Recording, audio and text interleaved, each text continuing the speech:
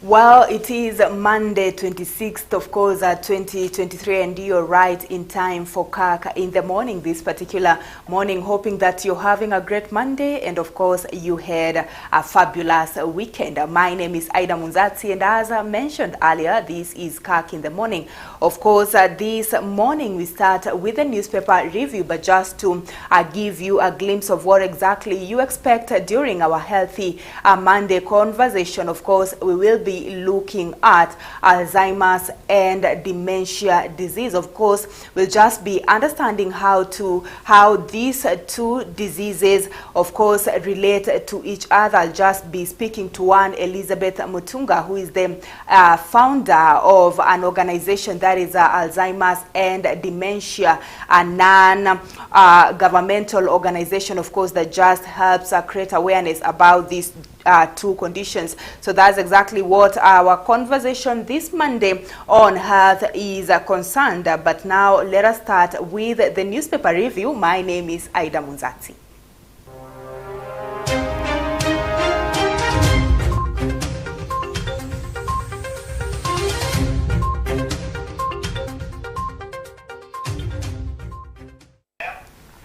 All right, welcome back. So we are looking at, of course, that is what exactly is in the dailies this morning. And we start with the Standard newspaper, and the headline right there in this particular daily is Schools Defy Ministry. This is as far as capitation in schools is concerned. And this is a story on the 4th and 5th page of the Standard newspaper. We are just looking at a number of schools that have defied, that is the Ministry of Education, with the lead of Ezekiel Machogu, who is the CS right there. And we are just looking at the number of capitation or shillings that have been disbursed in schools. We are looking at 34 billion shillings that has been released to schools by the government. That is for the first time. And the heads of schools, of course, are saying that this is not enough. And I'll just read this excerpt right here on the Standard newspaper. Now, the numerous orders from Ministry of Education leadership are being ignored by heads of schools for what they term as impractical policy directions and lack of adequate funding from the government. Experts say the ministry appears powerless, as only that is the Teacher Service Commission holds sway. So that's a story on the 4th and 5th page of the Standard newspaper. Of course, we are seeing Ezekiel Machogu right there. Of course, that particular image is just when he appeared before the Departmental Committee on Education that is in Parliament. And right now, I just want us to listen to a few insights right there from a civil society group that is asking the government to release capitation. That is the Elimu Bora civil society group. And as mentioned earlier on, we are just looking at 24 billion shillings that was released, not so far. That is 24 billion shillings that was released by the government to schools. That is for the first time. So let us listen in to this civil society, even as they push for capitation in schools. Some of the universities and colleges risk closure if they will be unable to attract significant students' admission. The major question is where these suggestions were subjected to public participation and the electric speed with which the new model has been rolled out through the Kenya University and Colleges Central Placement Services. The Presidential Working Party on Education Reforms needs to officially release report for public consultation. Continuing to undertake piecemeal releases of the report smells of mischief and bad faith. We urge the President to cause the release forthwith of the final report and other interim reports that the team has produced so far as advisories to the President on the subject matter and help guide education in Kenya. All right, those are just leaders of Elimu Bora civil society group right there, just pushing the government to release capitation in schools. So that is as far as the headline right here on the Standard newspaper is concerned, where schools are defying the ministry order. That is just terming a number of shortcomings here and there, of course, with capitation being head of all that. So we go straight now to the sixth page of the Standard newspaper, and once again right here is just a rhetoric question as far as President William Ruto is concerned, of course, with his international trips and his recent there is a criticism of the Western countries. Now the Standard newspaper right here is just giving a rhetoric question: is Ruto the new Africa diplomat or just playing to political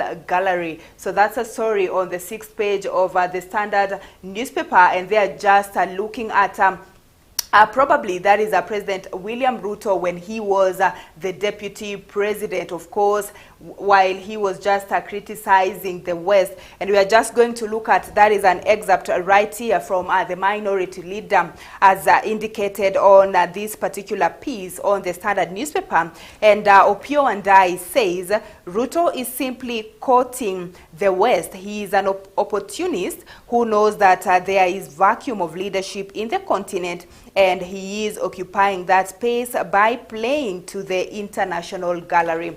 So that's an excerpt right here on the Standard newspaper. Of course, what I just read are words from the minority leader Opio Wandai. So if you want to read in-depthly about that story, it's on the 6th page of the Standard newspaper.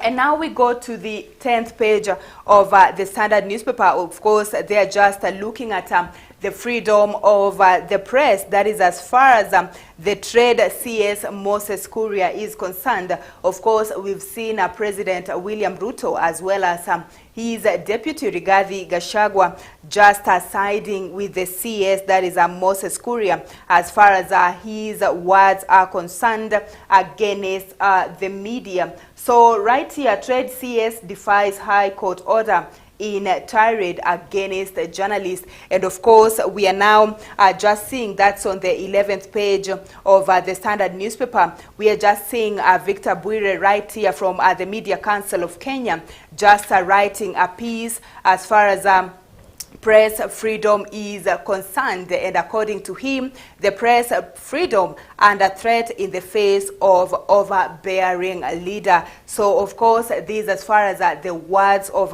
the CS trade Moses Kuria is concerned. So you can get that particular story on the 11th page of the Standard newspaper.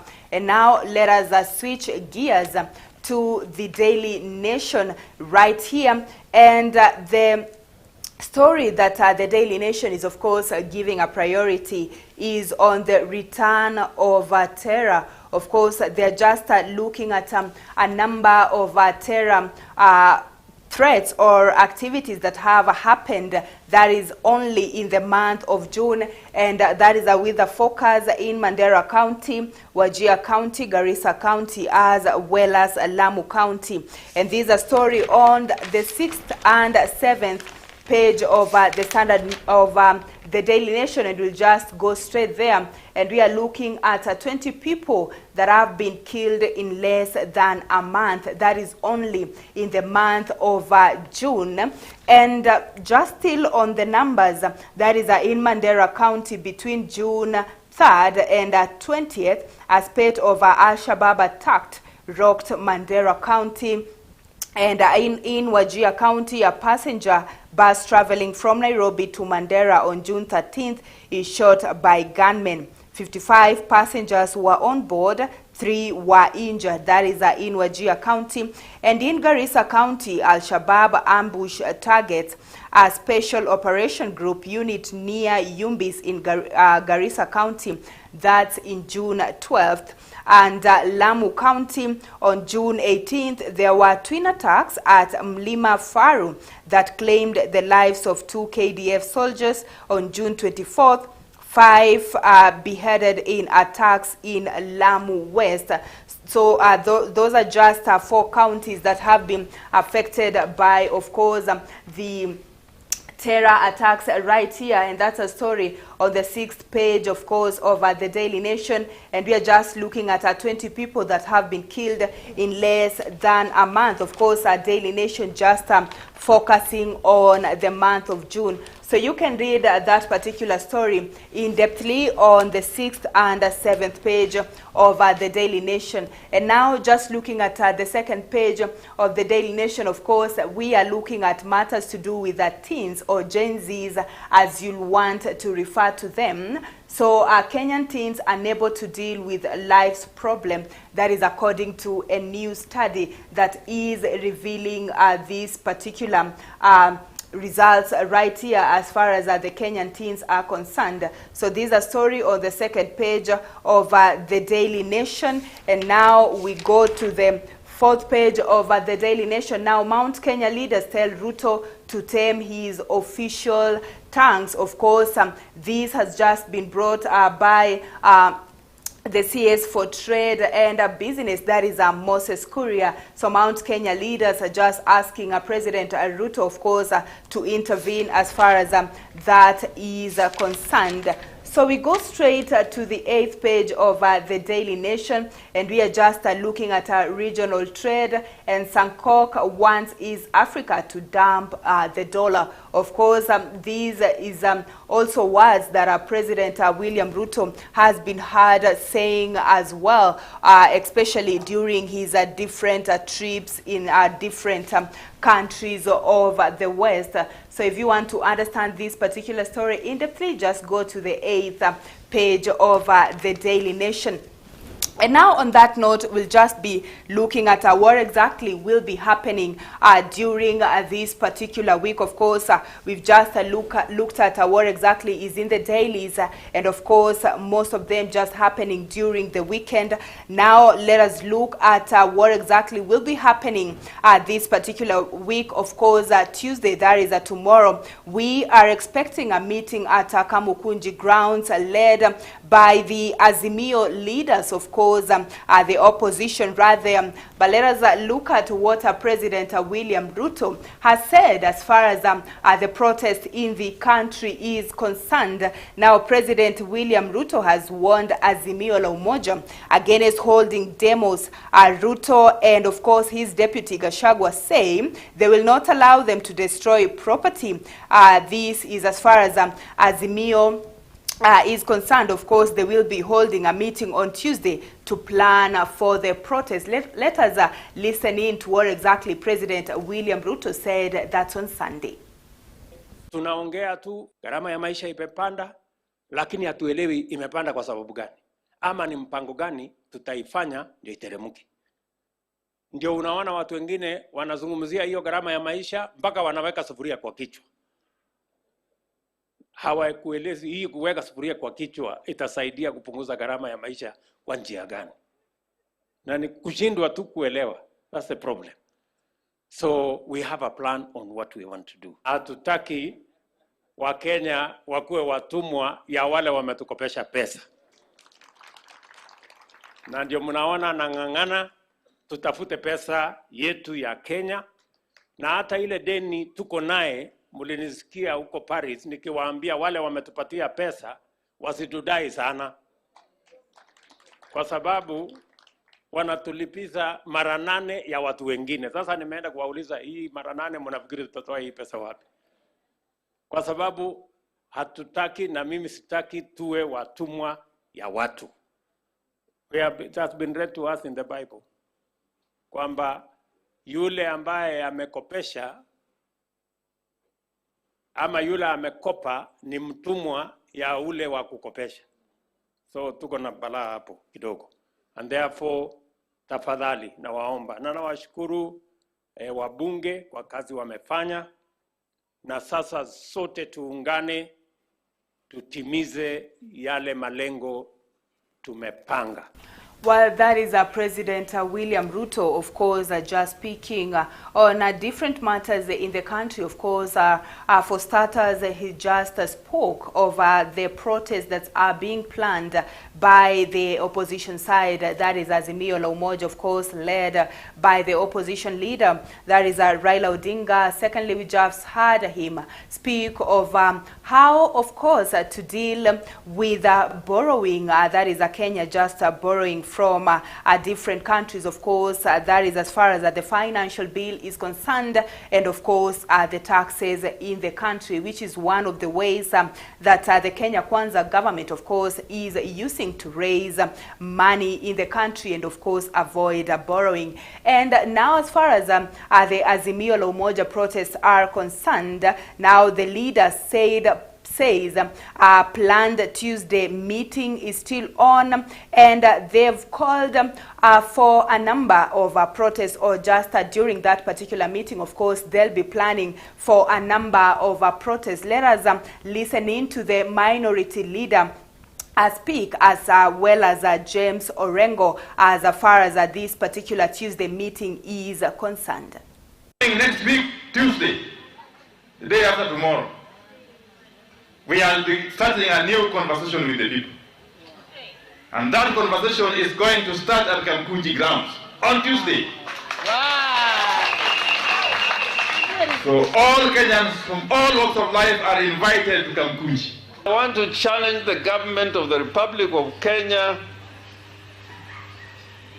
that one of the things that is happening, which is bringing destruction to our constitutional order, is the destruction of political parties. Poaching and destroying political parties is going to take people centuries back and interfere with the democratic. All their cries about the punitive finance bill were ignored. It's now their turn to make a statement. And whatever the people decide that we do, we are going to do. Whatever they tell us on Tuesday to do going forward, we are going to do. Well, that is the minority leader, Opiyo Wandayi, as well as Governor James Orengo right there, just speaking about the meeting that will be happening on Tuesday, or the opposition side meeting that will be happening on Tuesday. That is in Kamkunji grounds.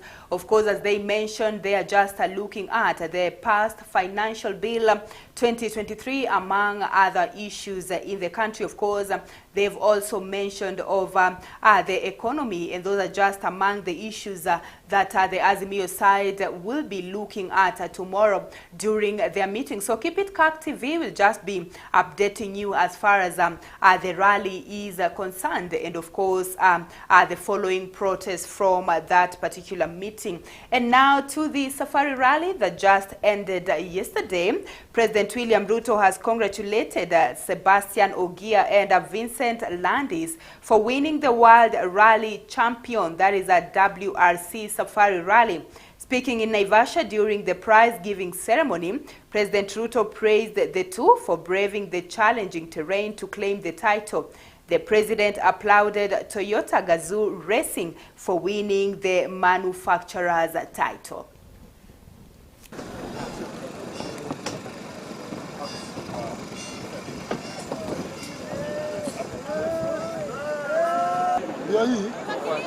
I am very happy that after 19 years, Safari Rally came back in 2019.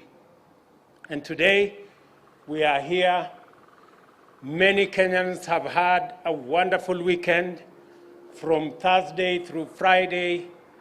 And I want to say to all the organizers, the sponsors, of course, the rally drivers and their teams, and to everybody who made this event a success, congratulations very much on behalf of the government of Kenya, to congratulate everybody who played a role in making sure that this comes to a successful conclusion. To the rally drivers, congratulations.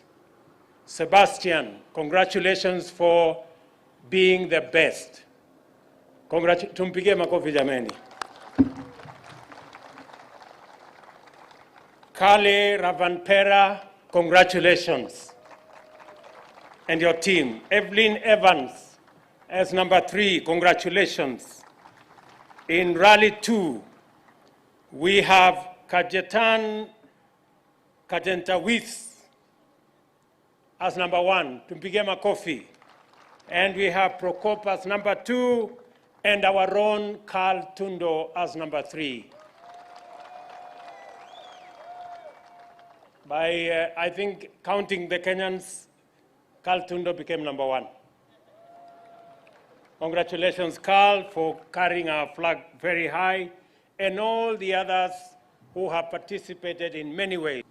To the great people who made this a success, we have in our midst the money people.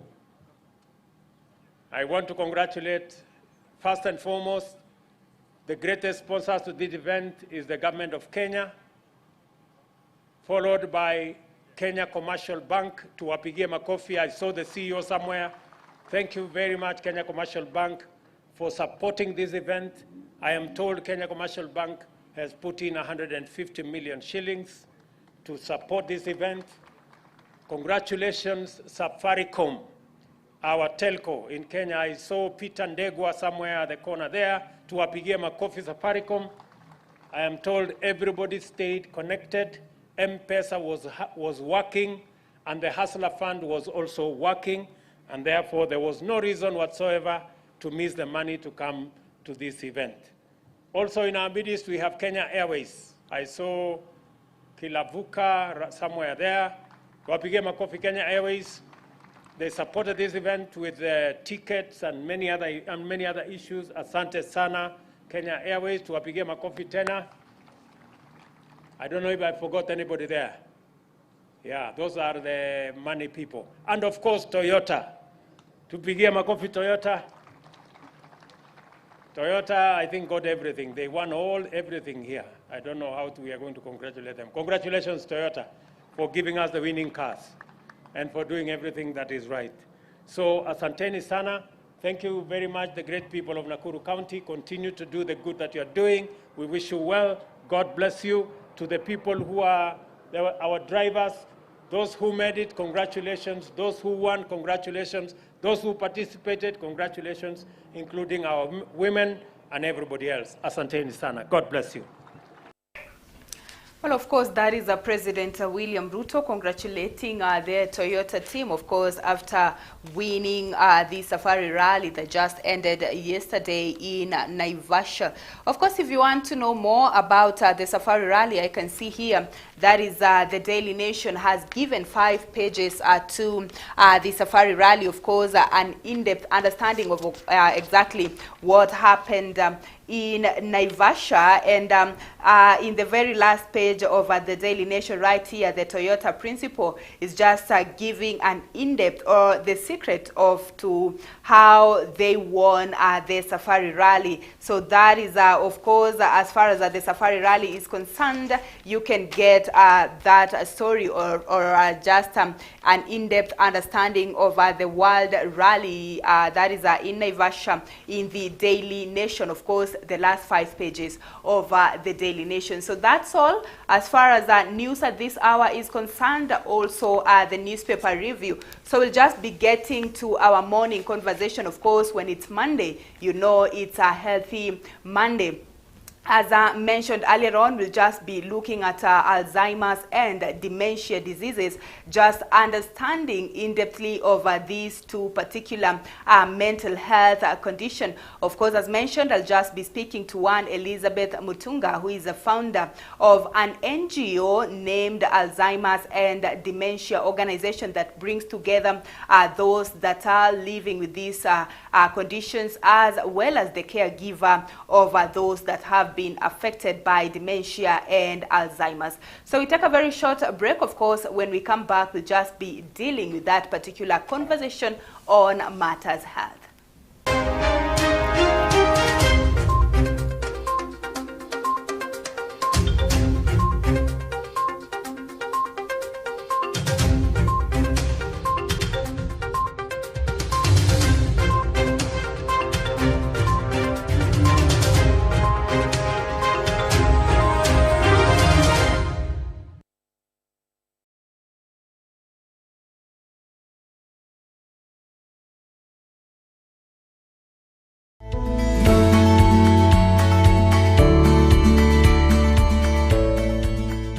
you ready for Israel? PCEA Communication Department is pleased to inform all presbyteries, parishes, churches, congregations and friends of its annual trip to Israel. The trip will take place from the 5th to 14th of November 2023. The trip to Israel through Egypt will include visit sites like the Pyramid, Mara, the Hanging Church, the Burning Bush, Mount Sinai, and then to Israel through the Suez Canal and visit sites like the Dead Sea, Kibbutz, the Manger, the Temptation Mountain, Gethsemane, Old Jerusalem, Caesarea Park, St. Peter's in Galgantu, Emmaus, Capernaum, Jordan River, Galilee, among others. The charges are $2,050 US. You can pay in 4 installments of $513 US. The deadline for payment is the 31st of August 2023. For payment, the account is PCEA Jitegemea Press 03100002196 dollar account Family Bank. To join us on this annual trip to Israel, for booking and more information, call 0716 289 443. John Maxwell once said, "A reader is the one who knows the way, goes the way, and shows the way." Simply put, readership is all about vision and influence. Join me, Robert Waihenya Goge, the Secretary General of the Presbyterian Church of East Africa, every first Monday of the month from 8 p.m. as we microscopically look at the reality, specificity, and simplicity of leadership only on Kirk TV. Specificity. Uongozini, a show by the leader for the leader.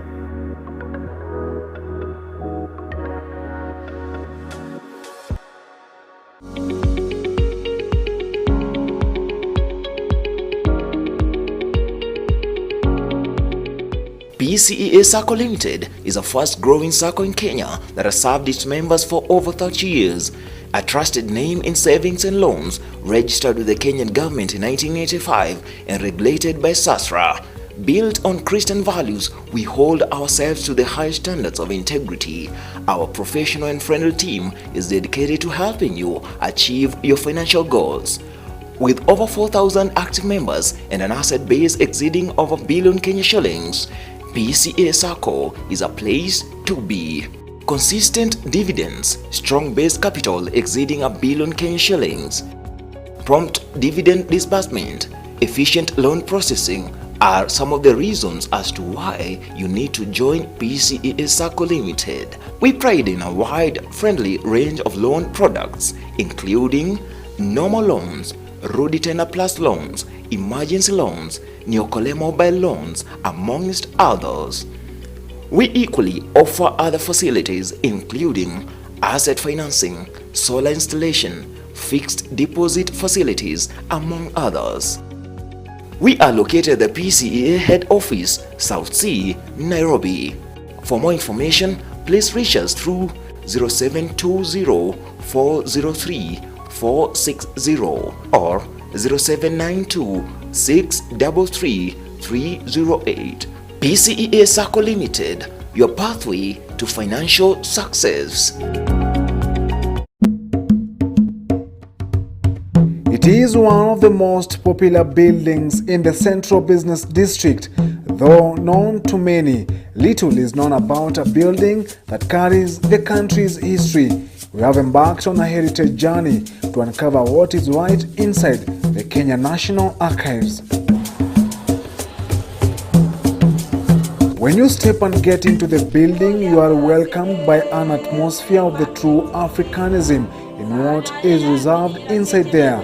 In this specific piece of the Kenya National Archive series, we paint a picture of what is inside the archive.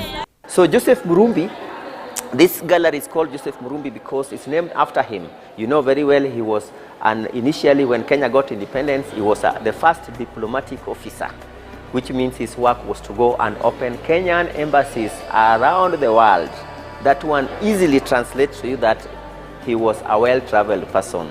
And because he was an avid collector of African heritage, he used that opportunity. Actually, it's a good example of a cabinet secretary who used his opportunity well to serve the society. So he collected these artifacts, and that's why they talk about African culture. The Kenya National Archives is divided in different departments that all together preserve the country's rich history. Our main work is to make sure we join the past, the current, and the future for the stability of the country and the future generations. For that reason, we have got other departments like repository, which is the granary where the information is kept. We have got another department that is called audiovisual. They know how to listen and also to see. AV department. If you want to hear the sounds of Tom Mboya and Jomo Kenyatta and their pictures in both electronic media and print media, you can visit that department there. We have got another department that is called the microfilm department. That is the department which gives archives opportunity now to keep them in their primary form the way they are collected, which means we change the format of the document so that they cannot be manipulated.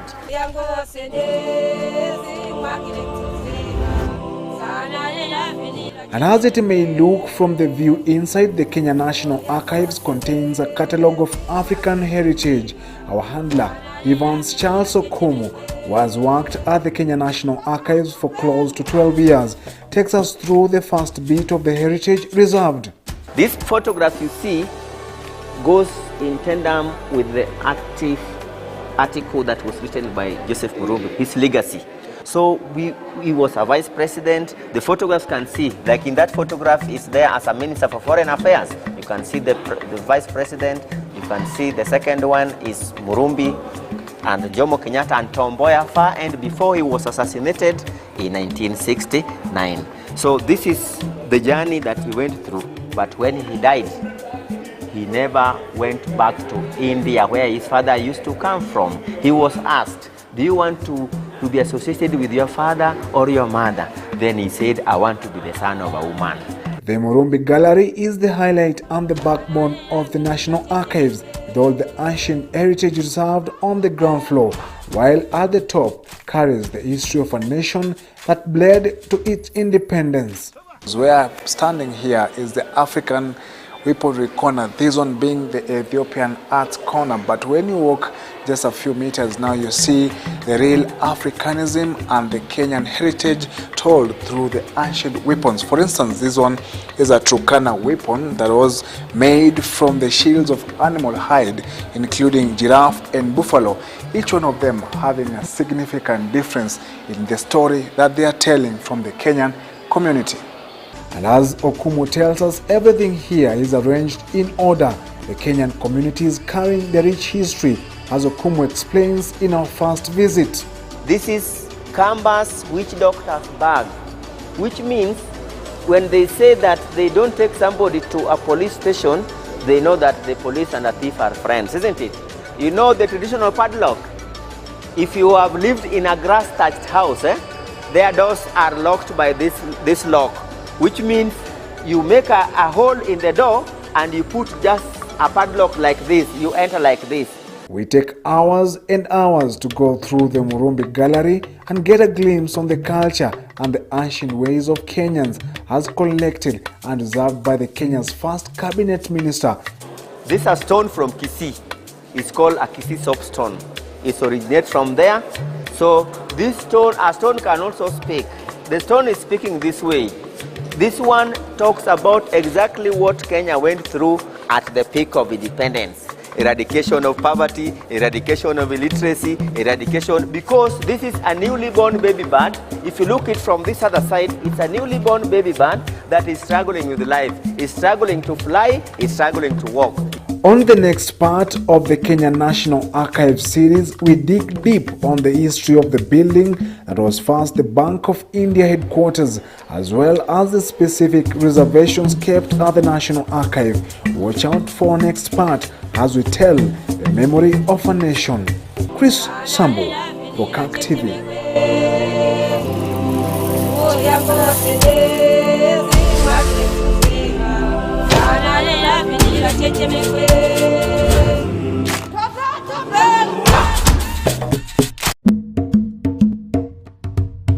It is one of the most popular buildings in the Central Business District. Though known to many, little is known about a building that carries the country's history. We have embarked on a heritage journey to uncover what is right inside the Kenya National Archives. When you step and get into the building, you are welcomed by an atmosphere of the true Africanism in what is reserved inside there. In this specific piece of the Kenya National Archive series, we paint a picture of what is inside the archive. So Joseph Murumbi, this gallery is called Joseph Murumbi because it's named after him. You know very well he was, and initially when Kenya got independence, he was the first diplomatic officer, which means his work was to go and open Kenyan embassies around the world. That one easily translates to you that he was a well-traveled person. And because he was an avid collector of African heritage, he used that opportunity. Actually, it's a good example of a cabinet secretary who used his opportunity well to serve the society. So he collected these artifacts, and that's why they talk about African culture. The Kenya National Archives is divided in different departments that all together preserve the country's rich history. Our main work is to make sure we join the past, the current, and the future for the stability of the country and the future generations. For that reason, we have got other departments like repository, which is the granary where the information is kept. We have got another department that is called audiovisual. They know how to listen and also to see. AV department. If you want to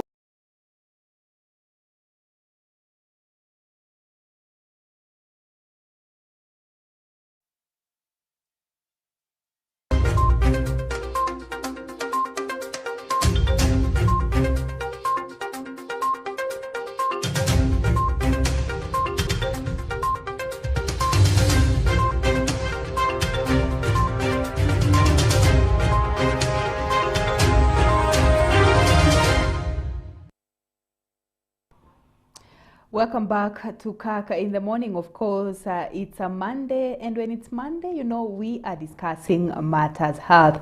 As mentioned earlier on, our topic of discussion today is on Alzheimer's and dementia, just trying to understand these particular diseases. And of course, in studio, I'm being joined by Elizabeth Mutunga. Elizabeth, thank you so much for your time. Thank you for having me. All right, let me give you an opportunity to introduce yourself fully, as well as the organization. Okay, my name is Elizabeth Mutunga. I am from the Alzheimer's and Dementia Organization, Kenya, an organization that started after I discovered that Dad had dementia. We found out about around 2007. It took us about 15 years to get a proper diagnosis. And so with other caregivers, we came together and decided to start an organization to help other people who may be affected or who will be affected in the future, not to also take very long to get diagnosis. So our main aim is to really support the caregivers through support groups, through giving out of information, through awareness, and also trying to work with the general public, the doctors, the nurses, the media, anybody who can listen to understand what dementia is. So that is what we do. Yeah. All right, and talking of understanding what dementia and of course Alzheimer's is, let us just start by what dementia is, then we look at Alzheimer's and how of course they now just relate to each other. So dementia is a general term, an umbrella term that is used to explain changes in personality, changes in behavior.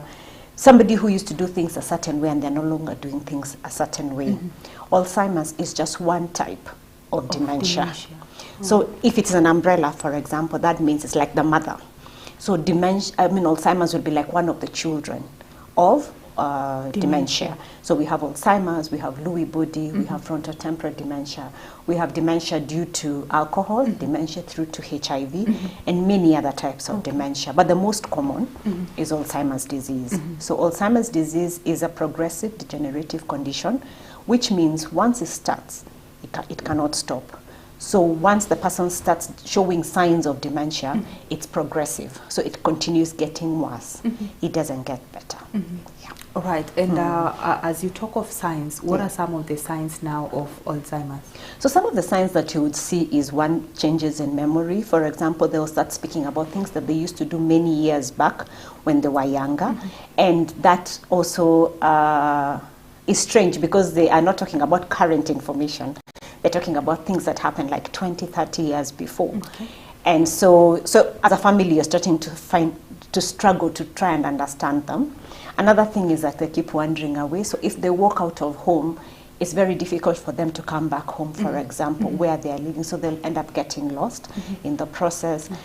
Lack of motivation, things that they used to do for themselves, including showering, including just brushing their teeth, just general grooming. They do not want to work. They just sit there disillusioned because now the mind is being affected. So the things that, you know, your mind is the one that tells you, stand up, do this.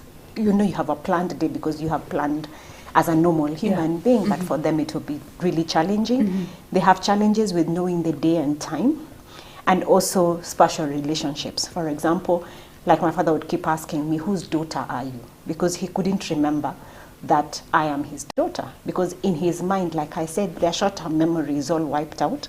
They're using a long-term memory. And so he is thinking he's in his late teens, early 20s. So he's never gotten married. He doesn't have children. So he's wondering, when you keep telling him, you're my father, he's like, no. And I've never had children. I am waiting to get married. Like you'd wake up and ask my mother, what are you doing in the room? I'm waiting to get married, get out of my room. So he's forgotten that he actually got married. My father would wake up like on a Tuesday. He's thinking it's a Sunday. He wants to go to church because he's disillusioned. He doesn't know if is it Tuesday, is it Monday. So days of the week and time do not make sense. Sometimes they'll sleep a lot during the day, thinking that it's still at night, and then at night they are very active because they are thinking it is during the day. So it can be quite frustrating, especially to caregivers who are seeing the changes.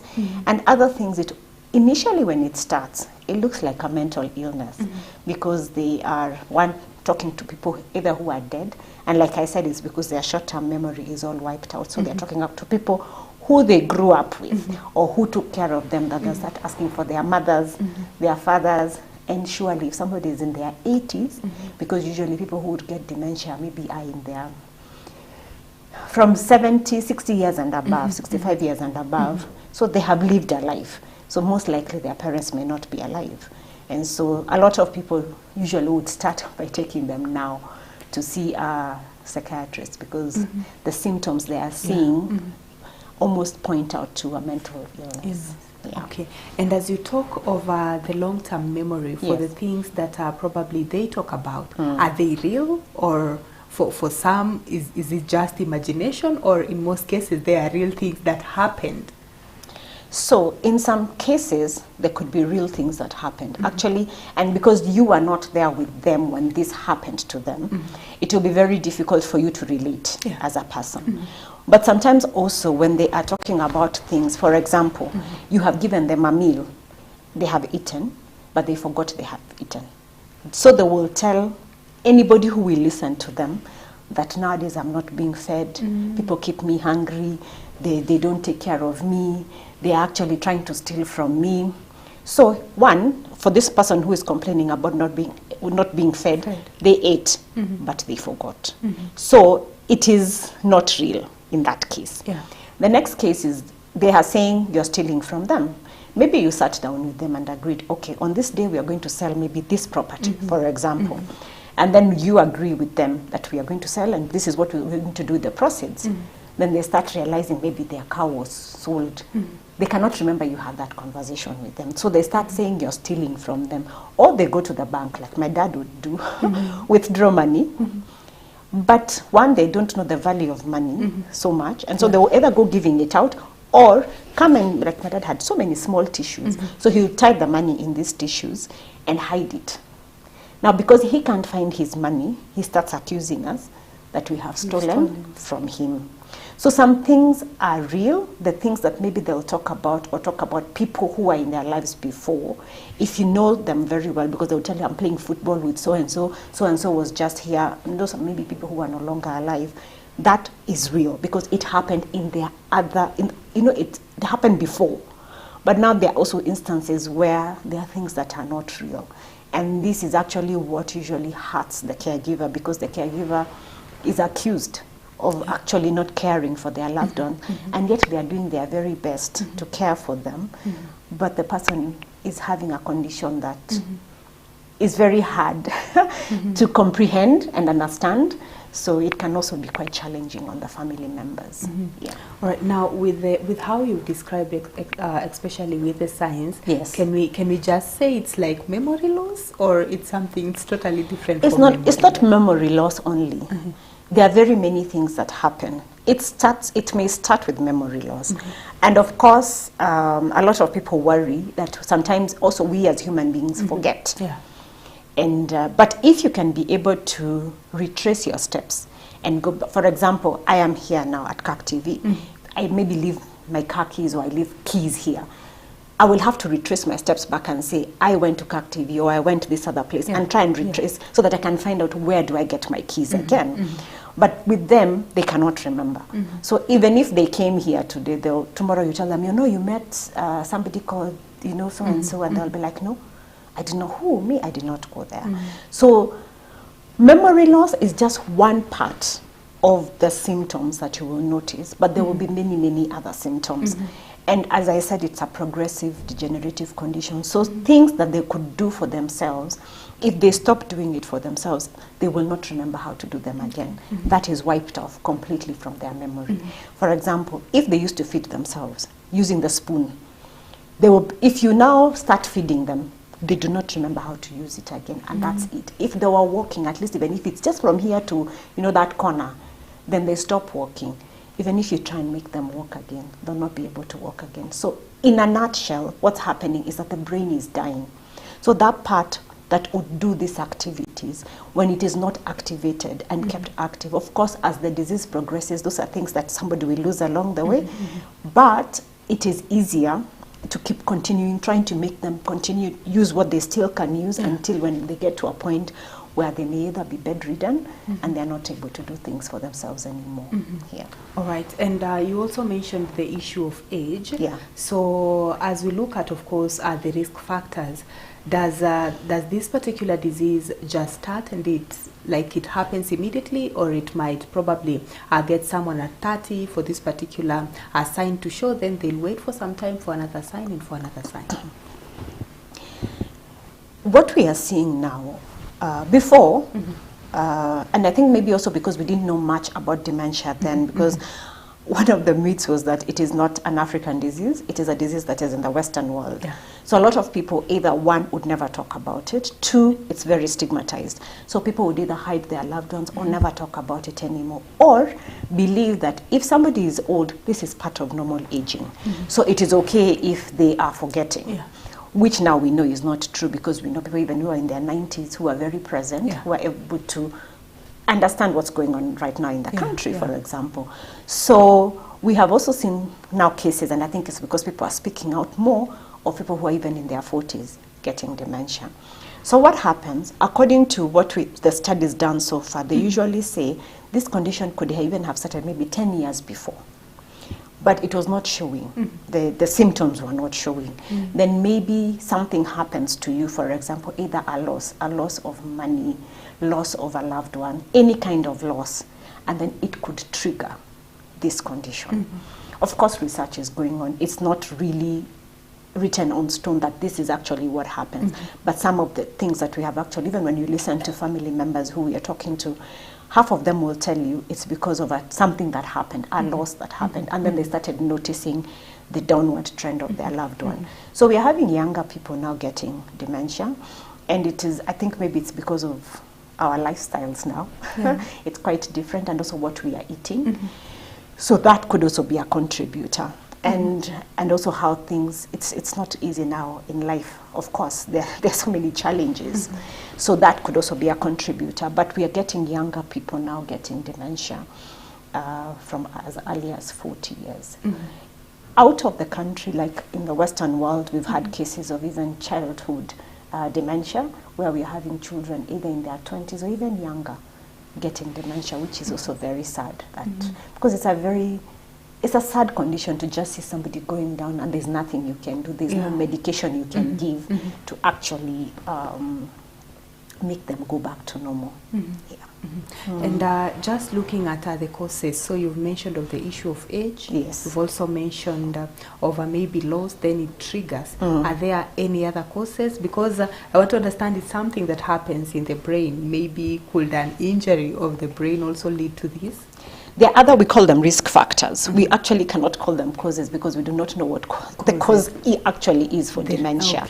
The real causes we do not know, but we call them risk factors. For example, like a lot of us now are using motorbikes.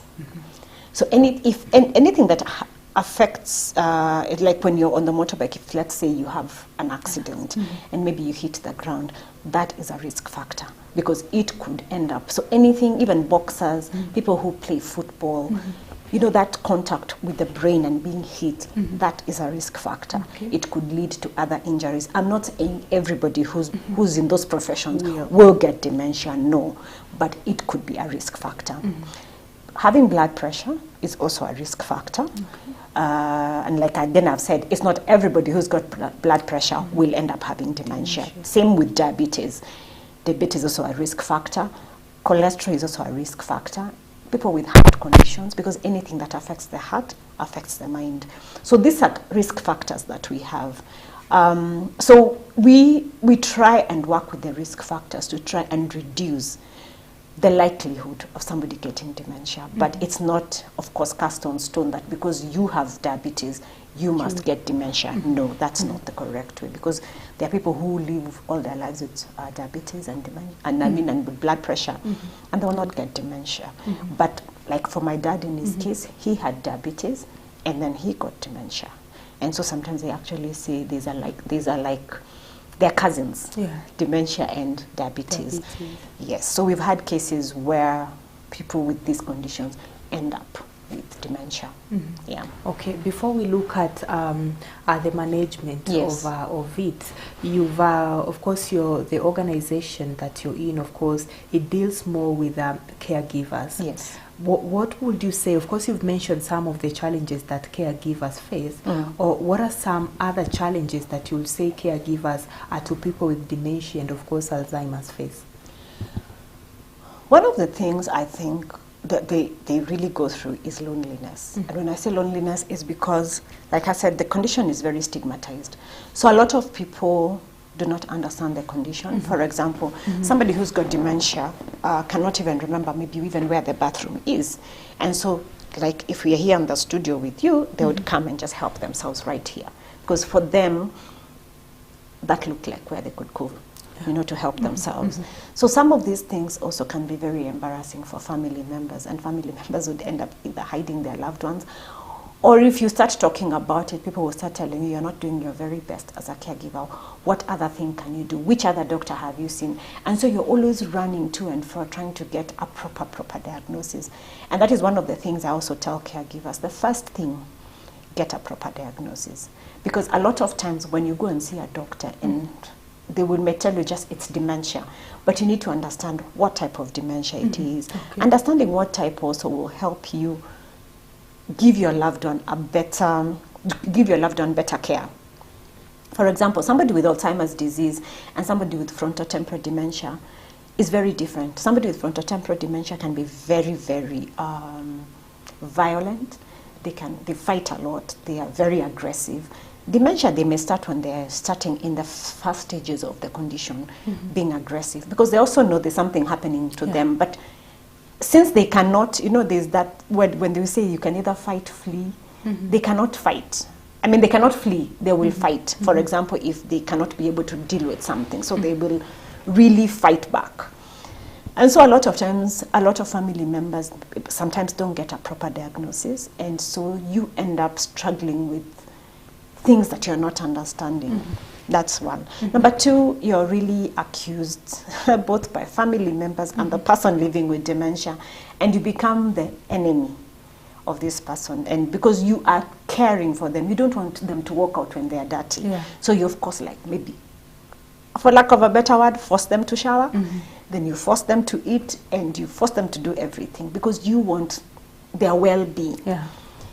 And so you end up being a very their enemy, and they fight you a lot. If it's not verbally, they could hit you. So a lot of them are scarred due to the either injuries they have gone through, either both mental, emotional, and even physically. Yeah. Another thing the caregivers also go through is, and I would say this with all due respect, the church, sometimes we do not go check on our loved ones who used to come to church and they no longer come to church anymore.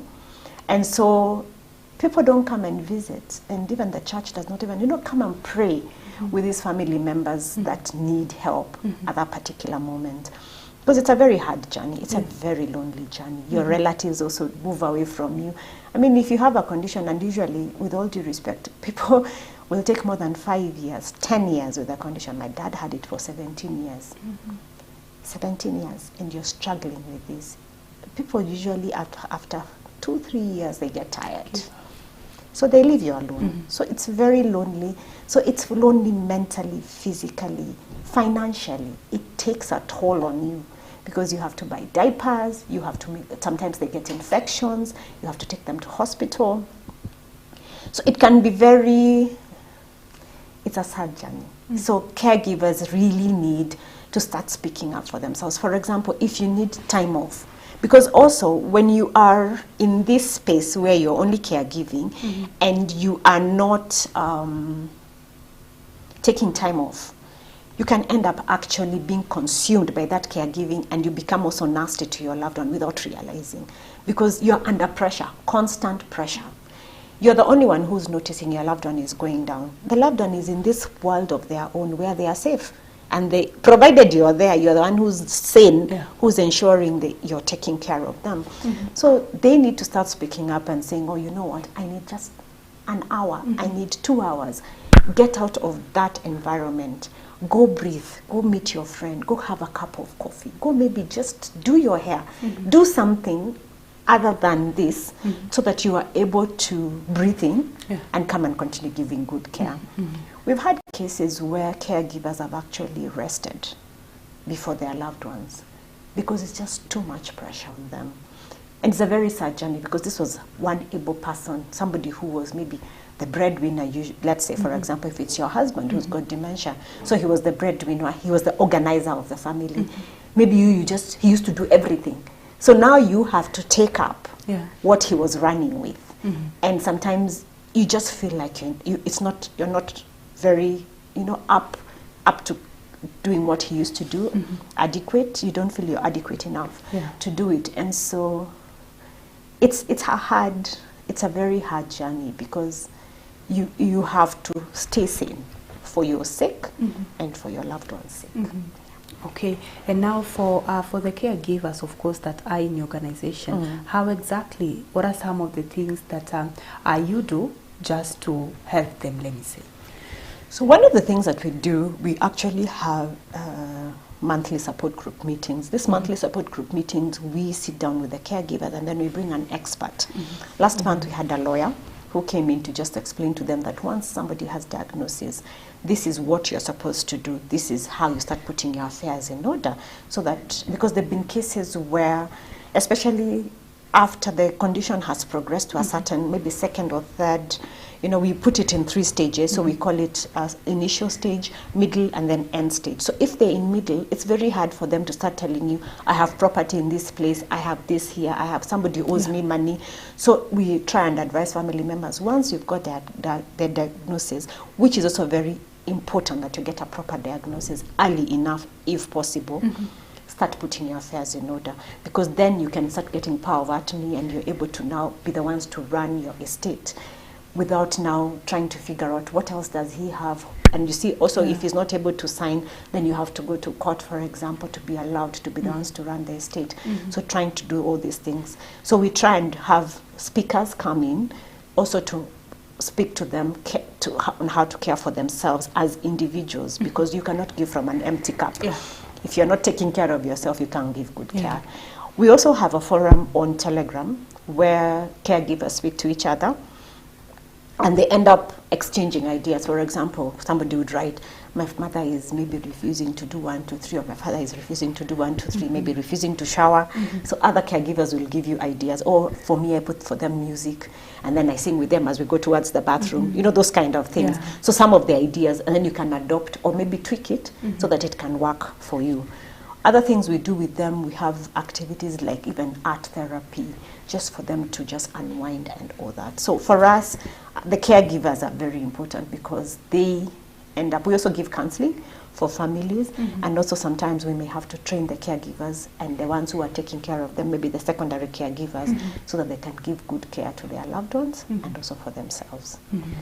Right, and in terms of awareness creation, you mentioned that, of course, the public thinks, let me say, memory loss is just part of someone getting old. What are some of the ways? Do you go to communities? Do you talk to people for them to understand this as a way of also reducing the stigma that they face? That's a very good question, because that is very important.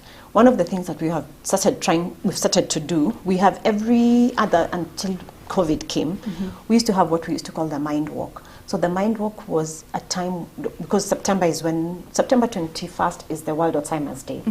So we do an activity in September where we walk to create the awareness about dementia. And so we would use that platform to now speak to people. It's not everybody who will come for that event who has a loved one with dementia. Or maybe some of them, maybe 3/4 would have. So that is one platform that we use to create awareness. We also are grateful when media call us so that we're able to create that awareness, because with media you're able to reach more people and to have that conversation, that's both print and TV.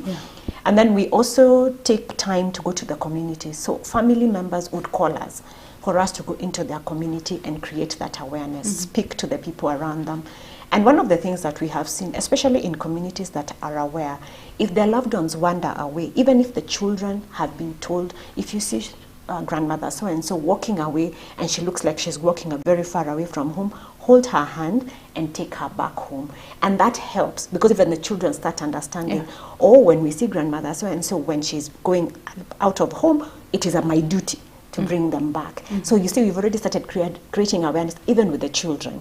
And so they take that initiative. And that for me is amazing. We also go to schools. I had an opportunity to work with children who were like 6 years, and I didn't think they really understood what dementia is. And it was very interesting, because they would tell you, oh, my grandmother forgets me but loves my cousin more. She doesn't like me, she beats me a lot. And sometimes, so you had of course to speak to them and explain to them better. But they're like, she keeps asking my name so many times. And so I get tired. So I'm like, no, please help Granny, because Granny is trying to remember who you are. But you could see the compassion in the children as they are trying to do that for their grandparents. So for me, it was amazing.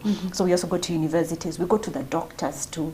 So some of them were telling us, oh, that was just a topic that we went through quickly in class, but we'd never had experience. So now just training them and explaining to them better from a perspective of once a carer, and what we went through.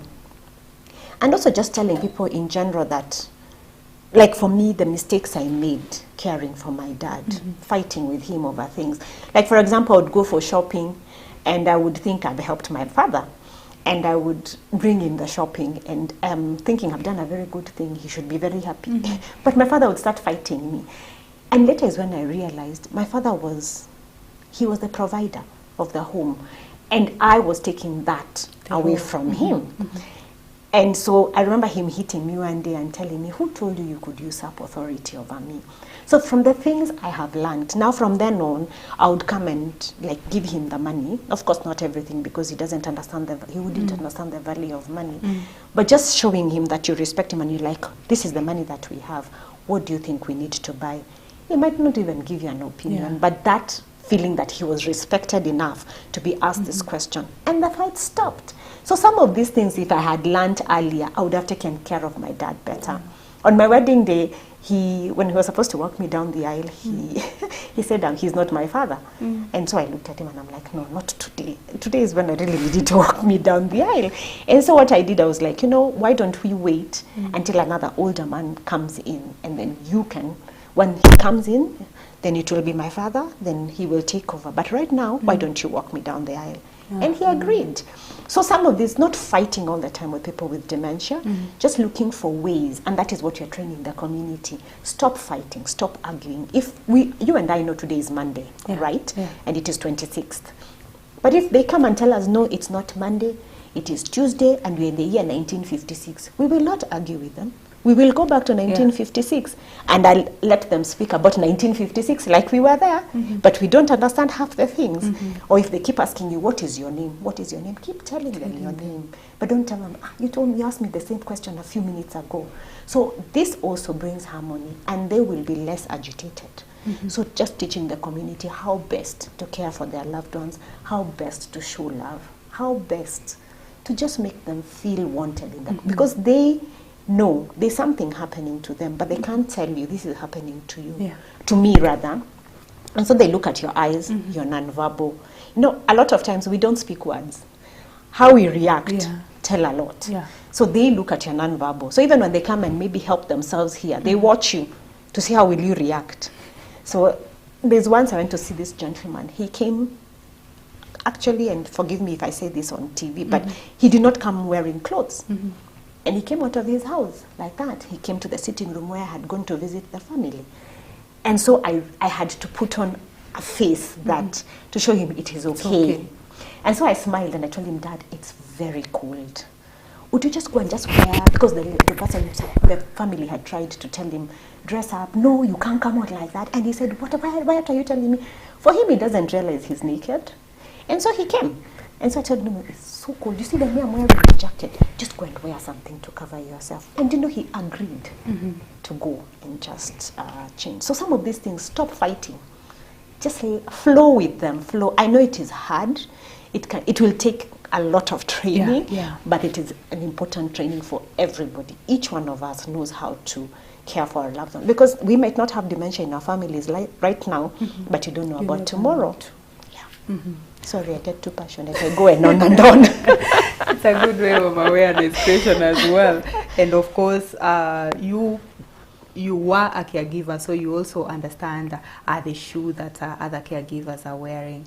And you've insisted on a diagnosis. Of course, I understand that you're not an expert in that field, but for someone who is wondering, now that you keep on saying, get to know the diagnosis, who exactly am I supposed to go to? Is it a general doctor? Is it a neurologist? Or who exactly does someone that is showing the signs of dementia supposed to go to?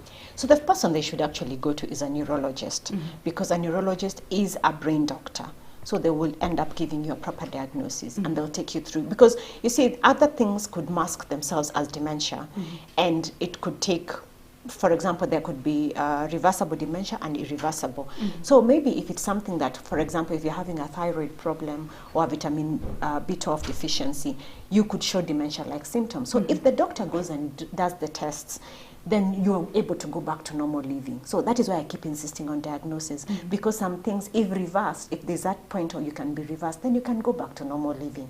If it's irreversible, of course, before the doctor tells you it is Alzheimer's disease, they will check, is it depression? Is it something wrong with your, maybe the blood count? They will do all these tests before they finally tell you, no, it's Alzheimer's disease.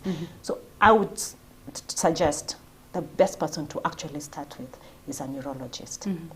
All right, thank you so much for that. We'll be taking a very short break. Of course, when we come back, we'll just be looking at treatment, management, and of course, prevention of Alzheimer's and dementia. That's our focus of our discussion today. And in studio, I'm still with Elizabeth Mutunga, who is the founder of Alzheimer's and Dementia Organization, of course, which is an NGO that just deals with creating awareness as far as the caregivers are concerned. So we take a very short break. When we come back, we'll just be focusing on the 3 pointers that I've said as far as just trying to find solutions is concerned.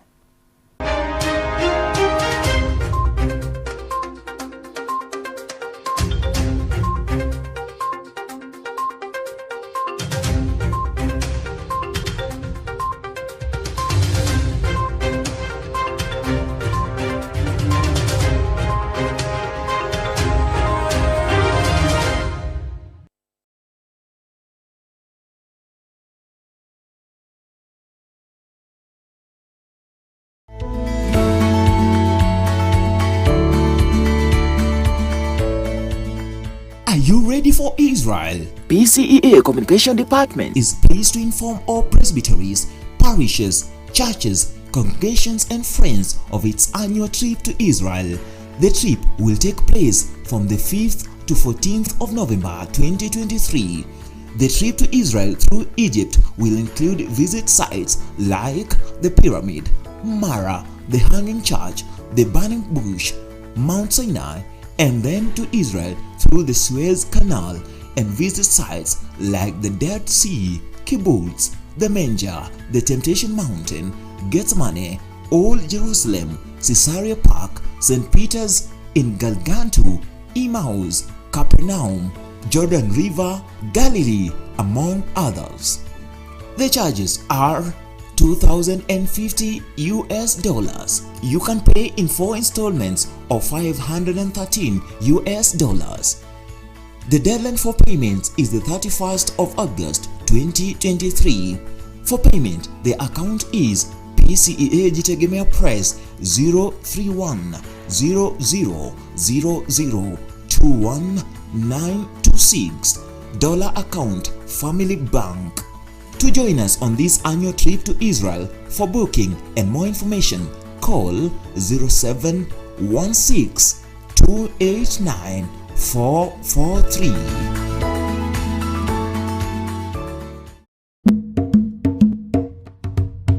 It is one of the most popular buildings in the Central Business District. Though known to many, little is known about a building that carries the country's history. We have embarked on a heritage journey to uncover what is right inside the Kenya National Archives.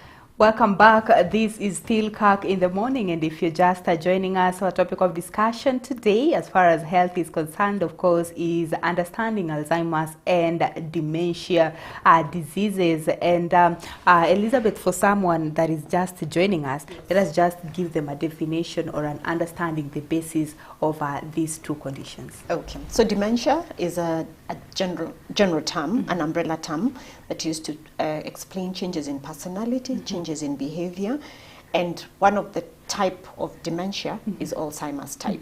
So Alzheimer's type, there are many types, but it's the most common. There's Lewy body, frontotemporal, HIV-related dementia, or dementia because of alcohol-related issues, but Alzheimer's type is the one that is the most common of them all. Yeah.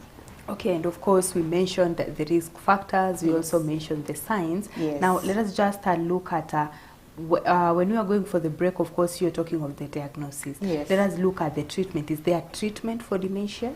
So unfortunately at the moment there's no cure. I would start by that. There's no cure for dementia, but there's medication that can be given depending on when you go and see the doctor, and that comes again back to saying importance of diagnosis. Because once you go to see a doctor early enough, you could be given medications that could slow down the progression of the condition, but unfortunately the progression will still happen. But it will keep you stable maybe for 4 or 5 years before there's another dip when you move to the next level of the condition. So it's important when I talk about diagnosis that the earlier you go, then you're able to get these services. Of course, with the condition, it comes with issues that I said that look like mentally issues that affect your mental health. So while you're also working with your neurologist, you may also need to work with your psychiatrist, because sometimes they might not be able to sleep very well, and they may have to be given maybe medication to just calm them down or make them sleep.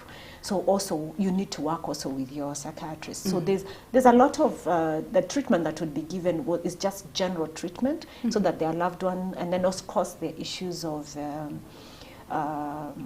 like they could end up getting maybe other conditions, maybe like for example, like I said, if somebody is having diabetes or blood pressure, that of course has to continue being managed by your doctor. And also there could be issues of, you know, like they get, what are they called, infections. So also, because they will not be able to tell you, so you watch them a lot. So a lot of these things, when you're even going to the doctor, you need to maybe be writing down, maybe today they didn't eat very well, and all these things. Just keep a record so that the doctor can then, from what you have written, can actually start deciphering what is the problem with your loved one. So treatment will be just to deal with the issues that are being seen and that can be dealt with, and what can be, but there's no treatment. I mean, there's no cure at the moment, or medication that will be given to cure dementia. Yeah. All right. Just talking of course, we'll now call it treatment instead of cure. Yes. Okay. So let us look at the management for this person that has already been diagnosed with dementia. How exactly would you advise, of course, for the caregivers just to take care of the whole situation, even as they try to manage this particular person's condition? So one of the things that is very important is that the caregiver needs to understand that people living with dementia need to be on a schedule. When I say a schedule, is that if, for example, they wake up, let's say at 7 o'clock, so make sure at 7 they wake up, maybe 7:30, maybe they go to the bathroom if that's their routine. Then by 8 o'clock, maybe take them to the bathroom, you know, but have a system. Yeah. Once they have a system, then they're able to, they're calmer, and they at least know what's coming next. And even us as human beings, that's why we have our daily planners. We don't like people just waking up and telling us, now today you're going to Mombasa, tomorrow you're going to Nakuru. No, no, no. I need to have known that I'm going to go there. So even people living with dementia need that clarity in their lives in their own way. So having a schedule, so let's say they know when I wake up, this is what will happen. Then I will go to the bathroom. Then I shall eat breakfast. Then if it's lunch, it has to be, if you say it is 12 o'clock, it has to be 12 o'clock every day. Not today it's 1 o'clock, tomorrow it's 2:30, the next day is 3 o'clock. No, because you're disorienting them.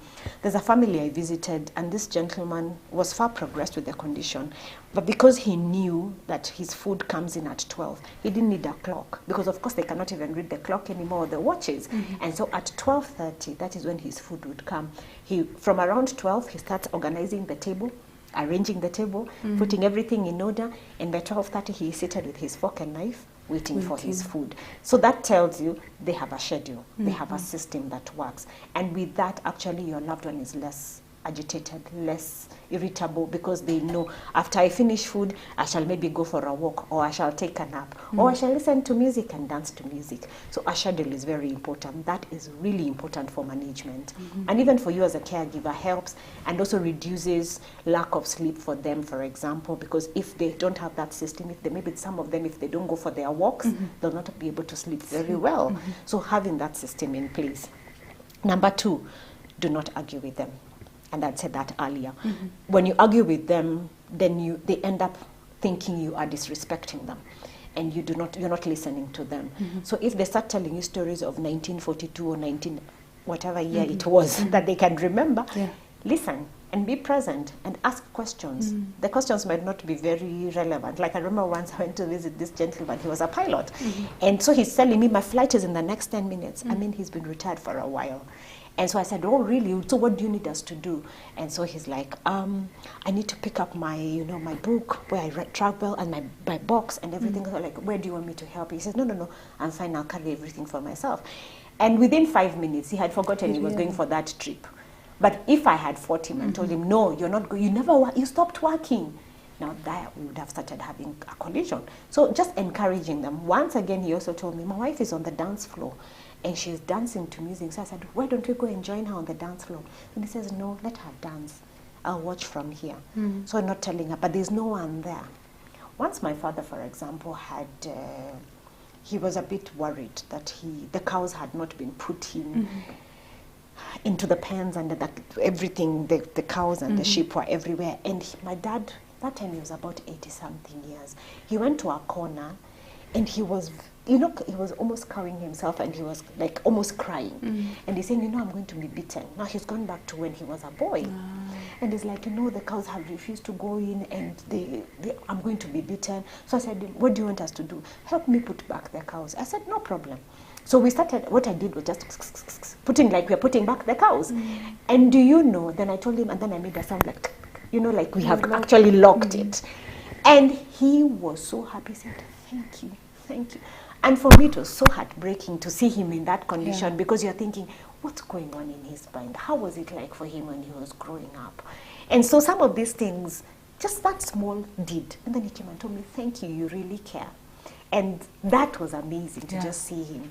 So even just less arguments, less fighting with them helps their quality of life.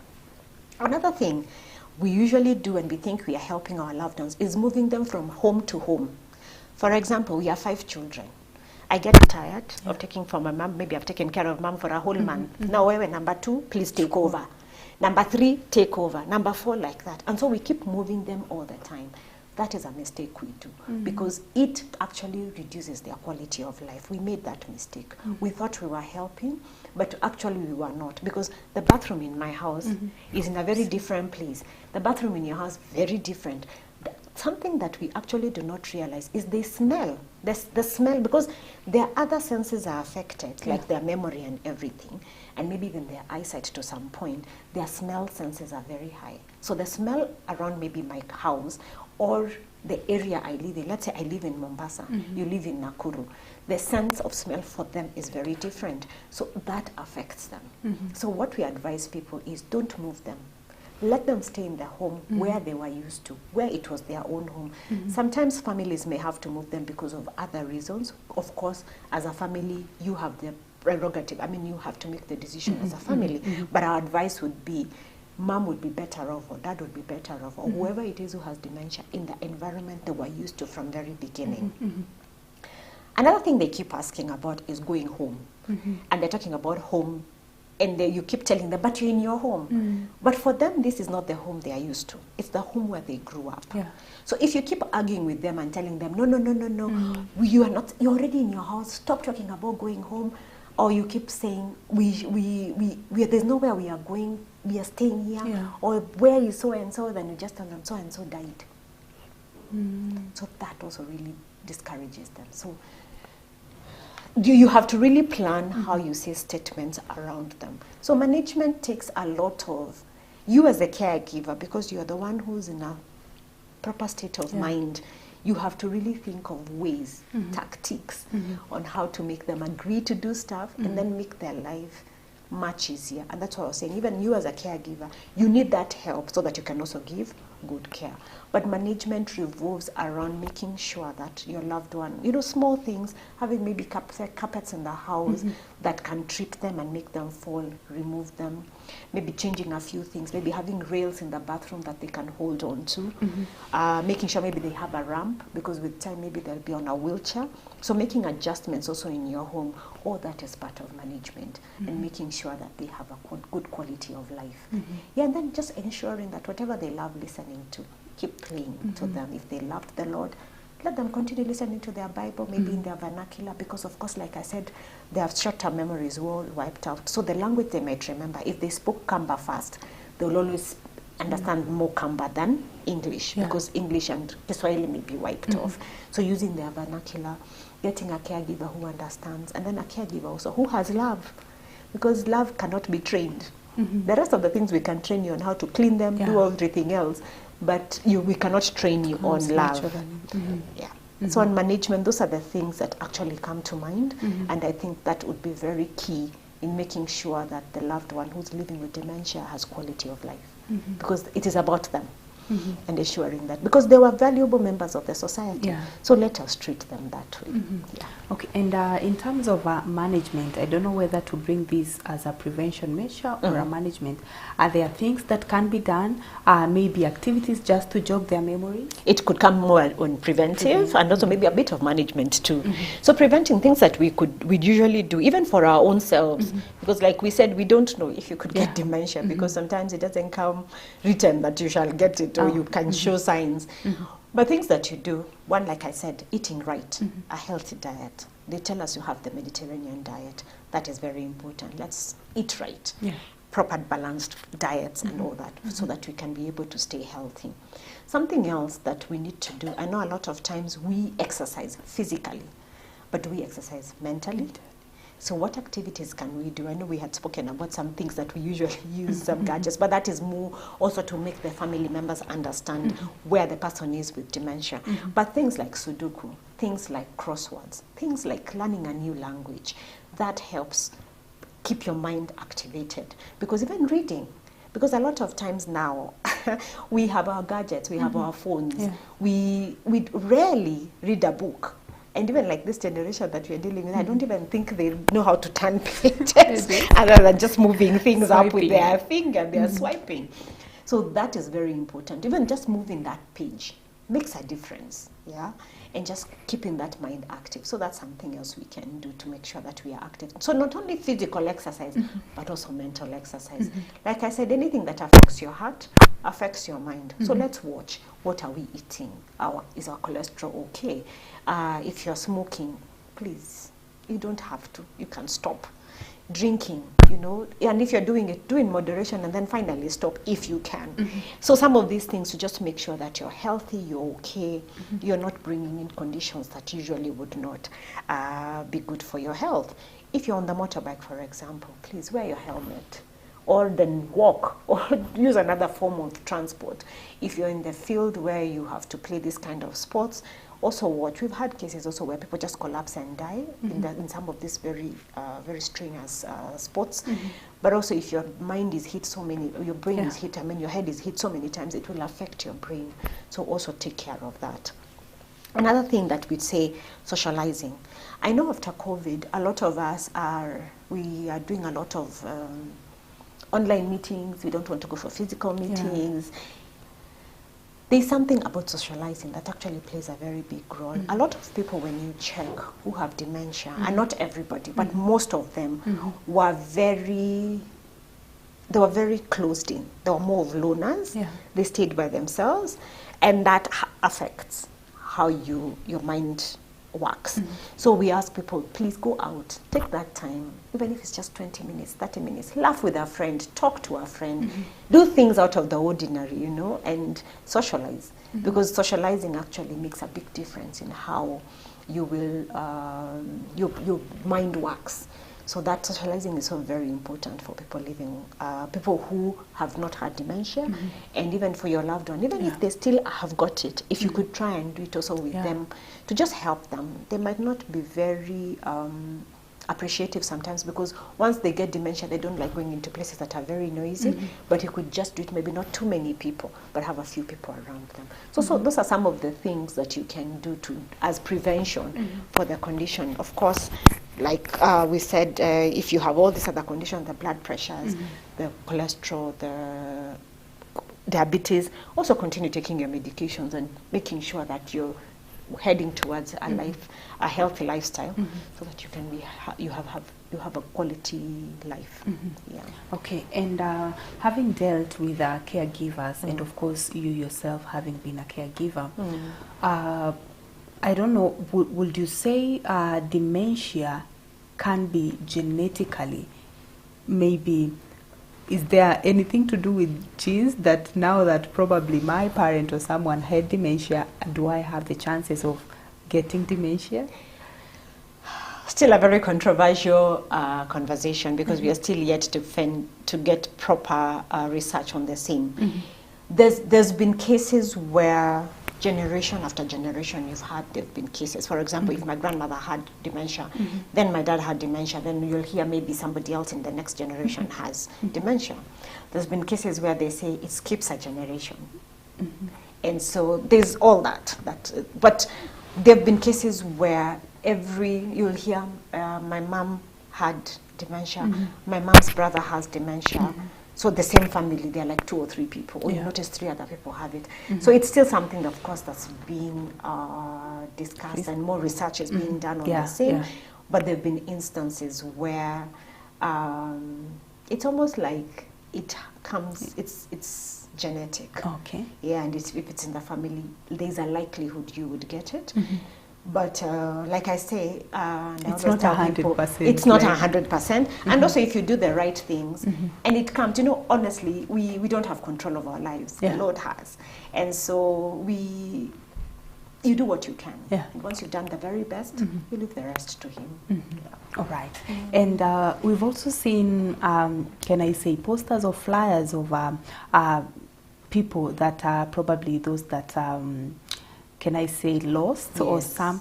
For example, if I see someone, maybe from the description they'll say they have a problem with their memory, maybe they have dementia. How exactly am I able to identify this person? And also on that particular issue, on the issue of law, would you say probably for these people that have dementia, do they also fall, can I say, are they... maybe do they fall in the hands of the law, and are they judged maybe wrongly? Yeah. That's a very relevant question, because that's something that actually we were talking the other day after the support group meeting, and we were saying we really need to actually reach out to the judges and all these people. But let's start first with the poster, then we'll come to the judges and the lawyers. So yes, if you see the posters, and that's why we tell people as family members, have a recent photo of your loved one, because sometimes we bring in a picture of a loved one that is maybe about 5 years old, and that's not how they look right now, because of course with the condition, they might age a bit faster than they usually would, so they don't look the same. There's once when we had this poster that we were looking for this lady, and we kept looking for her and looking for her, and finally I went to the police station and I said, I'm looking for this lady, and this is the name, and then the policeman just shouted a name, the name of the person, and then the lady said yes, inside. And I tell you, by the time she came out and you look at the photo, they were two different. They didn't look like the same person. So we ask family members, please put also photos that are recent for your loved ones. That's number one. Number two, when your loved one starts showing symptoms of wandering away, they might wander away once, come back, second come back, the third time they might not come back. We had that same case with my dad. He just walked out and crossed the ferry and went to the other side of Diani. So one of the things that we tell family members is have somebody shadow them. Because sometimes they're also very paranoid, because they feel like you're following them, you want to harm them. I remember like when we start with, after now those two incidences rather, of my father disappearing, we got this gentleman who would just be there close. Because like even when they're going to cross the road, they don't look like, to left, right, and then maybe left, they just cross. And so this gentleman would tell him, when now my dad reaches a point when he needs to cross, then the gentleman would like, Mzee, I will help you cross the road. So my father started warming up to this gentleman because he had refused a caregiver initially. And with time, this is a guy actually who ended up being my father's caregiver because now my dad started trusting him more. Yeah. But a lot of times, have somebody shadow them so that you're aware, always sure. Because sometimes we may have gadgets, and a lot of people may have even bracelets that have the names. But also, it's a worry because sometimes people might kidnap them and then maybe put them in. And you see, somebody with dementia, unless you understand dementia, it's very hard to know they actually have dementia. So they would act normal initially, especially in the early stages. So they could be kidnapped, and you have all your details there, and you can't get your loved one, and maybe they need medication. So I know it's a conversation we've been trying to have. How do we keep them safe? So others try and put a phone, but sometimes the phone will switch off. Or that's the same day when the jacket you had put for them is a jacket they will not wear on that day when they are walking out. So I think once you realize, because they get very agitated, they just want to walk out, have somebody shadow them if it is possible. I know there are instances they might just sneak out without you knowing. So also when you're approaching this person who's got dementia, be also very careful, because like I said, because they cannot flee, they'll fight. So if you don't approach them in a very respectful way and just showing them love and just smiling, sometimes when they tell you smile disarms, it will make a great difference to them. So that is also very important, how you approach them. Are there cases where people who have dementia have been put in jail for things that they have done? Yes. We've had cases, even this gentleman, I think it was a chair or something. a chair that looks like his or a goat that looked like his, and he went and picked it and said, this is my goat. And so they are charged. And like I said, unless somebody really understands, because why would you take somebody else's goat and say it is yours, you know, really at that age? Or another one just crosses and he's walking and it's not trespass and they are locked in. So we've had cases where we've had to come out and fight for these people. But I think one of the things that I'm very happy about is that now the judges are, and even the lawyers who are going to court are more enlightened, and so they allow taking, at least they try and check somebody's mental health and try and understand, and maybe if the family can also prove that actually there have been cases of, you know, 1 to 3 happening that looks like it's not very, like dementia, for example, so that will help. But there's still a lot of work that is required to create this awareness, because a lot of people may just be in there for something they didn't mean to do. It just happened along their way. Yeah. And again, with the Kenyan law, ignorance is no defense. So that's the thing. So you will just go in. By the time we are trying to fight for you, you're already in for maybe a week, a month, a year, before you finally can get you out, which can be very sad. And I think maybe with that, probably a proper diagnosis will work, because you'll be having something maybe to present. Yes, and that is why that is my gospel. I mean, for me, I know how it helps. And also even when issues even in the family, because there are times you can be accused that you're stealing from your loved one. And it's because your loved one is telling the family members you're stealing from them. So if you don't have a way to defend yourself that is credible, you could actually have a lot of infights in the family because of those kind of things. So there's a lot with the diagnosis. It is actually a way to help you move forward in this journey of dementia. Yeah. All right. Thank you so much. Any parting shot? The parting shot is that let us all be aware. Let us be sensitive to people and family members who are having loved ones with dementia. If you know a caregiver who's going through this journey, put them in touch with us so that they know that they are not walking alone. But you who is a caregiver, you who's caring for your loved one, you're doing an amazing job. Maybe people will never give you a pat on the back, but just know you are doing the very best for your loved one. And all I can say to you is, may the Lord bless you for what you're doing for your loved one, and may He continue giving you the strength, because that is what they need, strength for every day, to just wake up and continue the same routine every day. It needs the Lord's strength. Yeah. Right, and how can people find you? So we are on Facebook as Alzheimer's and Dementia Organization Kenya, and then you can go to our website www.alzkenya.org. Our phone numbers are there. You can reach us, you can send us an email, and we'll be there to help you.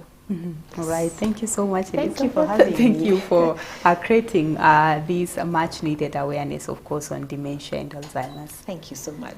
Right, so that's where we end our morning conversation. Thank you so much for keeping me company from 8 a.m. until now. Of course, we were looking at understanding dementia and Alzheimer's. And if you're just joining us, of course, you can always go to our Facebook page and YouTube channel. You'll always find what exactly we have discussed on this particular day. So thank you so much for tuning in. My name is Aida Munzati. See you again next Monday.